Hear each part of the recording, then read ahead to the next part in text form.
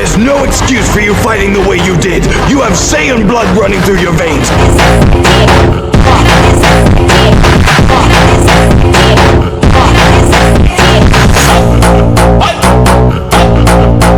इस एपिसोड की स्टार्टिंग में हम देखते हैं बारडॉक को। बारडॉक का सरायल डायनेस्टी में काम खत्म हो चुका है। अब बारडॉक को एक दूसरे डिस्ट्रिक्ट में जाना चाहिए जहां पर वो एक नए एम्पायर से लड़ेगा और उसे टेक डाउन करेगा। पर सरायल डायनेस्टी में ही उसे एक स्पाई मिल जाता है और उस स्पाई के पास होता है अगले डिस्ट्रिक्ट का एक मैप, और ये मैप काफ़ी ज़्यादा परफेक्ट था। इस मोड पर बारडॉक उस स्पाई से वो मैप ले लेता है और वो उस अगले डिस्ट्रिक्ट की ओर निकल लेता है। इस मोड पर बारडॉक काफ़ी लंबा ट्रैवल करता है और वो इस मोड पर सरायल डायनेस्टी में होने की वजह से वो सरायल डायनेस्टी के सिंपल सेंस के अंदर मिक्स होने की कोशिश करता है, और जब वो अगले डायनेस्टी में पहुंचता है तब उसे उन सेंस के साथ मिक्स होना पड़ जाता है। इतना ट्रैवल करने के बाद बारडॉक वहाँ के सेंस को समझ जाता है और वहाँ के सेंस को कॉपी करने की कोशिश करता है, और कुछ ही टाइम के अंदर वो उन सारे सेंस के अंदर मिक्स हो जाता है जैसे कि वो उस डिस्ट्रिक्ट का ही एक सेन हो।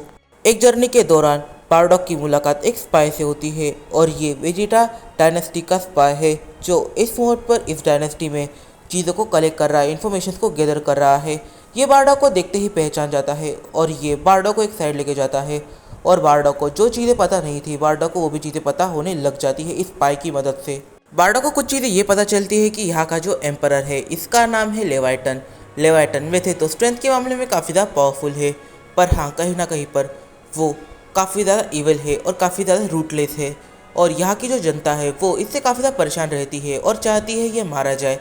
पर हाँ ये ऐसा है कि ये जल्दी तो नहीं मरने वाला क्योंकि ये काफ़ी ज़्यादा यंग है, और ये सीक्रेटली ये प्लान कर रहा है कि वेजिटा डायनेस्टी को कैसे पूरी तरीके से डिस्ट्रॉय किया जाए। और हाँ जो बारडॉक की फैमिली के ऊपर अटैक हुआ था उस अटैक में भी इसका हाथ था।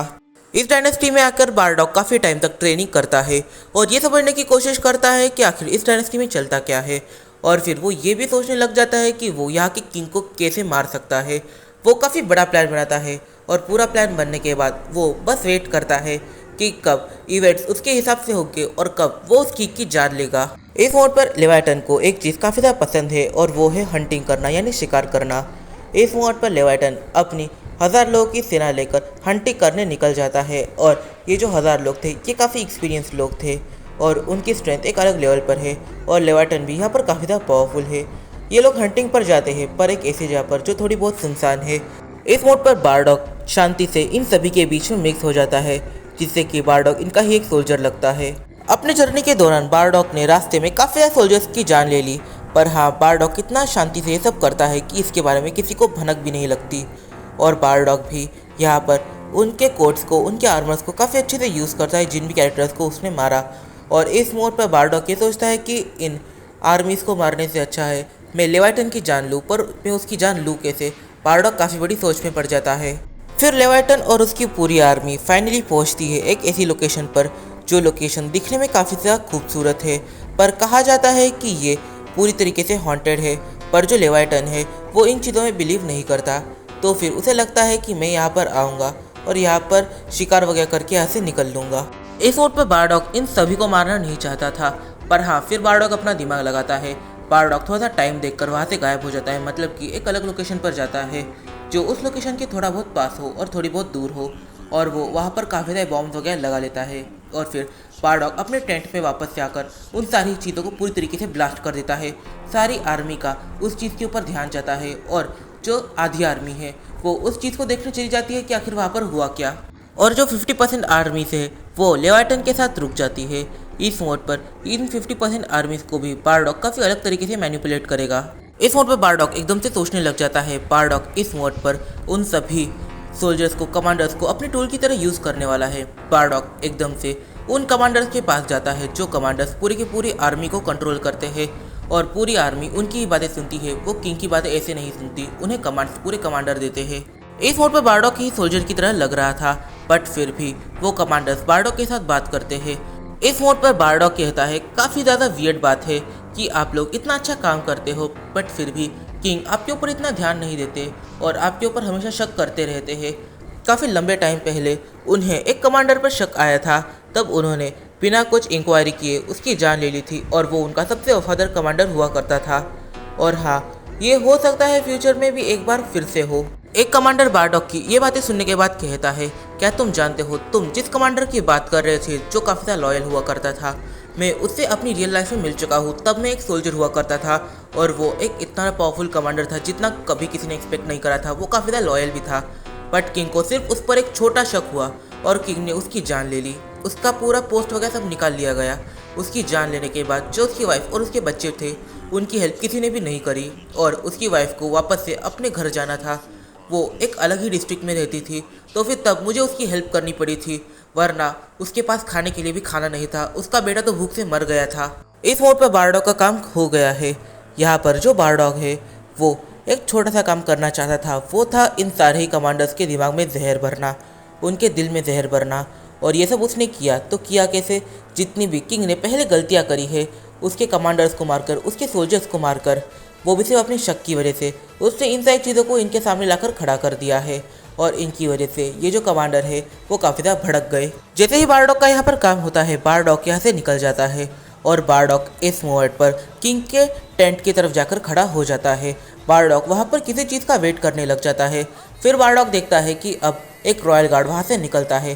बारडॉग उस रॉयल गार्ड को फॉलो करने लग जाता है और एक टाइम आने पर बारडॉग उस रॉयल गार्ड की गर्दन को सीधा मरोड़ देता है और उस रॉयल गार्ड की जान जाने के बाद वो उसके कपड़ों को पहन लेता है। फिर बारडॉग जाता है सीधा लेवाइटन के पास और इस मोड पर लेवाइटन और बारडॉग ये दोनों आमने सामने होते हैं। यहाँ पर बारडॉग लेवाइटन से पूछता है, क्या मैं आपसे कोई सवाल पूछ सकता हूँ। यहाँ पर लेवाइटन कहता है, तुम एक गार्ड होकर मुझसे सवाल करोगे, तुम इतने बड़े हो गए क्या। इस मोड पर यहाँ पर लेवाइटन बारडॉग के किसी भी आंसर का जवाब नहीं देने वाला था, बट फिर भी लेवाइटन बारडॉग को सवाल पूछने की इजाज़त दे देता है। इस मोड पर बारडॉग ये सवाल पूछता है। इस मोड पर बारडॉग कहता है कि हम और सडाला के हेरड्स काफ़ी बड़े एनिमीज़ हैं और इस मोड पर सडाला के हेरड्स काफ़ी हद तक हमें डिस्ट्रॉय करना चाहते हैं। इसी वजह से हो सकता है उन्होंने यहाँ पर काफ़ी सारे स्पाइस को रखा हो, पर हम उन स्पाइस को पकड़ नहीं पा रहे थे। पर आपको एक कैरेक्टर के ऊपर शक हुआ था जो आपका कमांडर था, आपने उसकी जान ले ली क्योंकि उसकी वाइफ सडाला हेरड से आई थी। और यहाँ पर जो सिचुएशन है वो काफ़ी ज़्यादा अलग बन जाती है। जब आपने उसे मौत की सज़ा दी थी और काफ़ी ज़्यादा उससे इन्वेस्टिगेशन करी थी, तब उसकी जो वाइफ थी वो काफ़ी ज़्यादा क्रिटिकल कंडीशन में थी और उसने एक बच्चे को जन्म भी दिया था। कुछ टाइम के बाद उस बच्चे की मौत हो जाती है और इस मोड पर आपने उसके हस्बैंड को भी जान से मार दिया था, मतलब कि उसकी वाइफ के पास बिल्कुल भी पैसे नहीं थे, बट फिर भी वो सडाला हेरड्स काफ़ी अच्छे से जा पाई। ये नेक्स्ट टू इम्पॉसिबल है, मतलब जिसके पास पैसे नहीं है वो एक डायनेस्टी से दूसरी डायनेस्टी बिल्कुल भी नहीं जा सकता, क्योंकि इसके लिए काफ़ी ज़्यादा पैसा चाहिए होता है और चल के जा तो नेक्स्ट टू इम्पॉसिबल है। इस मोड पर लेवाइटन भी बारडॉग की इस बात से सोचने लग जाता है कि आखिर हुआ क्या, ये पॉसिबल है या नहीं। बट तभी वो बारडॉग से सवाल करता है, आखिर तुम्हें इतना पता है तो तुम कहना क्या चाहते हो, वो कैसे गई वापस। इस मोड पर बारडॉग एक कमांडर का नाम लेता है और वो कहता है कि इसी ने उस लेडी को पैसे दिए थे ताकि वो वापस से सडाला जा सके और उसने हेल्प करी थी। इसका ये मतलब हो सकता है कि उसका और सडाला का कोई ना कोई कनेक्शन हो सकता है कि वो सडाला का एक स्पाई हो। बारडॉग ने अपना काम कर दिया है। इस मोड पर बारडॉग को जो करना था बारडॉग ने वो किया। इस चीज़ को करने के बाद बारडॉग वहाँ से शांति से निकल लेता है। इस इवेंट के होने के बाद जो लेवाइटन है वो सारे ही कमांडर्स को उसके पास बुला लेता है और इस मोड पर लेवाइटन उस कमांडर से बात करने लग जाता है जिस कमांडर ने उस कमांडर की वाइफ को पैसे दिए थे ताकि वो सडाला वापस से जा सके। इस मोड पर जो लेवाइटन है वो उस कमांडर से सवाल करता है, आखिर तुमने ये किया कि नहीं। यहाँ पर वो जो कमांडर है वो झूठ नहीं कहता, वो कहता है कि हाँ मैंने उसे पैसे दिए थे ताकि वो वापस से उसके घर जा सके, उसके भाई के पास जा सके। इस मोड पर लेवाइटन उससे ये सवाल करता है कि आखिर तुम्हें ये करने के लिए किसने कहा। इस मोड पर कमांडर कहता है कि ये मैंने खुद किया, अपनी मर्जी से किया। इस मोड पर लेवाइटन कहता है तुम्हें ये सब करने की कोई भी ज़रूरत नहीं थी और अब इसकी सज़ा तुम्हें मिलेगी, तुम्हें भी जान से मार दिया जाएगा। इस मोड पर लेवाइटन रॉयल गार्ड्स को ये ऑर्डर देता है कि उसे जान से मार दिया जाए और इस मोड पर रॉयल गार्ड के अवतार में यहाँ पर बारडॉग होता है। बारडॉग इस मोड पर उसे लेके तो जाता है और इसे दिखाता है कि उसने उसे मार दिया, पर इन डीप डाउन बारडॉग उसे एक साइड लेके जाता है। उससे ये कहता है कि देखो यहाँ पर तुम्हें बिल्कुल भी रिस्पेक्ट नहीं होने वाली, तुमने वो काम करा क्योंकि तुम्हें उस पर काफ़ी ज़्यादा दया आ गई थी। उसके बेटे की भूख से ही मौत हो गई और उसके हस्बैंड को बिना किसी रीज़न की वजह से मार दिया गया। यहाँ पर कमांडर्स की इज्जत बिल्कुल भी नहीं होगी। तुमने इतना अच्छा काम किया पर तुम्हें अप्रिशिएट किया गया बिल्कुल भी नहीं। यहाँ पर तुम्हें सिर्फ गालियाँ खाने मिली। तो फिर इस जगह पर रहने से तुम्हारा कोई भी फायदा नहीं होगा। तुम अभी यहाँ से सीधा जाओगे वेजिटा डायनेस्टी में। असल में मैं वेजिटा डायनेस्टी में रहने वाला एक कमांडर हूँ और वहाँ पर मेरी काफ़ी ज़्यादा रिस्पेक्ट होती है और यहाँ के कमांडर्स को देखकर मुझे काफ़ी ज़्यादा बुरा लगता है। वहाँ पर तुम्हारी काफ़ी ज़्यादा इज्जत होगी। अपने बीवी बच्चों की चिंता मत करना। मैंने जितने भी स्पाइस यहाँ पर है हमारे डायनेस्टी के, उनसे कह दिया है तुम्हारे फैमिली को वहाँ पर लेके जाने के लिए। वो लोग उन्हें लेकर वेजिटा डायनेस्टी में पहुँच जाएंगे। तुम्हें चिंता करने की कोई भी ज़रूरत नहीं है। फिर बारडॉक रॉयल गार्ड के अवतार में वापस से जाता है लेवाइटन के पास और इस मोड पर लेवाइटन बारडॉक से कहता है मुझे अब किसी भी चीज़ के ऊपर भरोसा नहीं आ रहा है और मुझे नहीं लगता कि यहाँ पर शिकार के लिए रुकना मेरे लिए कुछ सेफ रहेगा। हमें वापस से अपनी डायनेस्टी में लौट जाना चाहिए। और यहाँ पर ये लोग वापस से लौटने के बारे में सोचते ही है कि तभी बारडॉक कहता है मुझे ऐसा लगता है कि काफ़ी सारे लोग इस चीज़ से काफ़ी ज़्यादा नाराज़ होंगे और हो सकता है कि वो आप पर अटैक कर दे, तो फिर अगर हम दोनों शांति से निकले तो ये काफ़ी अच्छा रहेगा। बारडॉक काफ़ी आसानी से उसे मैनिपुलेट करने में कामयाब हो जाता है। बारडॉक उसे लेकर रात को ही निकल जाता है डायनेस्टी की तरफ। पर हाँ, वो उसे ऐसे रास्ते से लेकर जाने लग जाता है जो रास्ता काफ़ी ज़्यादा सुनसान है। वहाँ पर आसपास कुछ ज़्यादा बस्ती वगैरह है नहीं, एक सुनसान इलाका, काफ़ी ज़्यादा डेंजरस सा नेचर और काफ़ी ज़्यादा सुंदर नज़ारे। इस मोड पर ये जो लेवाइटन है वो इन सारी चीज़ों को देखकर काफ़ी ज़्यादा खुश होता है। वो कहता है तुम वाकई में काफ़ी अच्छे गार्ड हो, आज से तुम मेरे परमानेंट गार्ड। इतनी सारी एनर्जी कीज होने की वजह से जो लेवाइटन है वो पहले बारडॉक की एनर्जी की को बिल्कुल भी सेंस नहीं कर पा रहा था और उसे तब लगा था कि बारडॉक एक एलाइट क्लास वॉरियर है और ये सिर्फ एलाइट क्लास वॉरियर्स को ही हायर करता है एक रॉयल गार्ड के जॉब के लिए। पर अब वो एक लो क्लास वॉरियर के साथ घूम रहा है। आखिर ये क्या है? वो इस मोड पर बारडॉक की तरफ देखता है और उसे सवाल करता है आखिर तुम्हारा नाम क्या है? इस मोड पर वो एकदम से ट्रांसफॉर्म करता है और अपनी सुपर सैयन 1 की ट्रांसफॉर्मेशन में चले जाता है। वो बारडॉक से चिल्लाकर कहता है आखिर तुम हो कौन और तुम एक लो क्लास वॉरियर एक एलाइट क्लास वॉरियर की जगह पर क्या कर रहे हो? यहाँ पे चल क्या रहा है?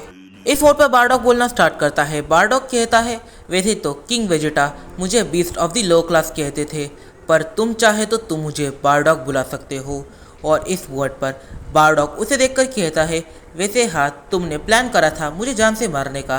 तुमने नो डाउट काफ़ी ज़्यादा डेंजरस कमांडर्स को मुझे मारने के लिए भेजा था और वो शायद से तुम्हारे डायनेस्टी के सबसे पावरफुल कमांडर्स होंगे। पर हाँ, वो सब मेरा बाल भी बाका नहीं कर पाए। पर हाँ, उन सब में मेरी वाइफ और मेरे न्यूबॉर्न बेबी की जान चली गई है और उसका बदला लेने के लिए मैं अब तुम्हारी भी जान लूँगा ही। इस मोड पर बारडॉक के ऊपर जो लेवाइटन है वो काफ़ी सारे अटैक्स करता है और इस मोड पर सुपर सैयन 1 में कुछ ज़्यादा बात नहीं बनी तो फिर वो अपनी सुपर सैयन ब्लू में चले जाता है। Super Saiyan blue transformation Bardock को थोड़ी बहुत परेशान कर रही थी, पर यह ट्रांसफॉर्मेशन इनफ नहीं है बारडॉक को पूरी तरीके से थकाने के लिए। इस मोड पर बारडॉक सुपर सैयन ब्लू लेवाइटन के ऊपर डोमिनेट कर रहा था। यहाँ पर जो लेवाइटन है उसके पास और भी ज़्यादा स्ट्रेंथ है। फिर लेवाइटन अपनी अल्ट्रा इंस्टेंट ट्रांसफॉर्मेशन में चले जाता है। जब लेवाइटन अपनी अल्ट्रा इंस्टेंट ट्रांसफॉर्मेशन में चले जाता है तब उसकी स्ट्रेंथ एक अलग लेवल पर होती है, उसकी स्पीड एक अलग लेवल पर होती है। जब गोकू ही अपनी अल्ट्रा इंस्टेंट में जाता है तब वो काफ़ी ज़्यादा बैडएस बन जाता है। तो ये पहले से ही एक काफ़ी पावरफुल गॉड है, तो ये वीक कैसे रहेगा? यहाँ पर बारडॉक के लिए प्रॉब्लम खड़ी होना स्टार्ट हो जाती है। इस मोड पर बारडॉक ज़्यादा टाइम पास नहीं करना चाहता। बारडॉक अपनी सबसे ज़्यादा पावरफुल ट्रांसफॉर्मेशन में जाता है 2 सेकेंड्स के लिए और वो उस ट्रांसफॉर्मेशन में लेवाइटन की पूरी गर्दन मरोड़ देता है, जिससे कि लेवाइटन की वहीं पर डेथ हो जाती है बारडॉक का और एक एनिमी यहाँ पर एलिमिनेट हो चुका है। अब बारडॉक को बाकी एनिमीज के ऊपर अपना ध्यान रखना पड़ेगा और अब बाकी बचे 11 एनिमीज जिन्हें बारडॉक को मारना है। इस मोड पर लेवाइटन की जान लेने के बाद बारडॉक अपनी जर्नी पर आगे निकल जाता है, पर जंगलों में उसकी मुलाकात एक काफ़ी अननोन कैरेक्टर से होती है। इस मोड पर इस सैयन का नाम है ज़ोरो।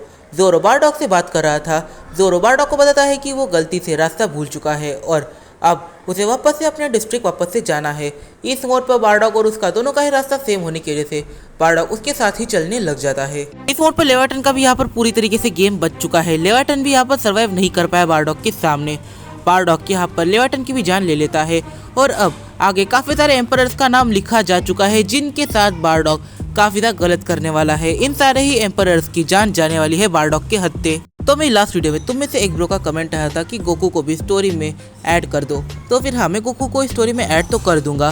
पर हाँ, अगर हम टाइमलाइन के हिसाब से देखें तो यहाँ पर गोकू सीरियसली काफ़ी ज़्यादा छोटा है। इस मोड पर गोकू काफ़ी ज़्यादा छोटा है, उसके अभी तक दूध के दांत भी नहीं निकले। तो फिर अगर ये स्टोरी में वापस आ जाएगा तो फिर बारडॉक के लिए यहाँ पर प्रॉब्लम बढ़ जाएगी। बारडॉक वैसी बैटल नहीं कर पाएगा जैसी वो अब कर रहा है और वो डेंजरस बिल्कुल भी नहीं बन पाएगा। इस सीरीज में गोकू अपनी एंट्री जरूर से लेगा और काफी अलग तरीके से लेगा, पर हाँ वो जल्दी तो बिल्कुल भी नहीं आएगा, उसे आने में लेट तो हो ही जाएगा। तो इस वीडियो में काफी सारे सवाल निकल के आते, तो इन फैसलों के जवाब हम जानेंगे अपने आने वाले कुछ वीडियोस में। तब तक के लिए बाय बाय। अगर तुम्हें ये वीडियो पसंद आई है तो जल्दी जाकर इस वीडियो को लाइक कर दो और इस वीडियो को अपने फ्रेंड के साथ शेयर जरूर से कर लेना और मुझे इंस्टाग्राम पे फॉलो करना मत भूलना, लिंक डिस्क्रिप्शन में दिया हुआ है। तो मिलते हैं अपनी अगली वीडियो में और कमेंट करना तो बिल्कुल भी मत भूलना, तुम्हारे कमेंट से मुझे काफी ज्यादा मोटिवेशन मिलती है।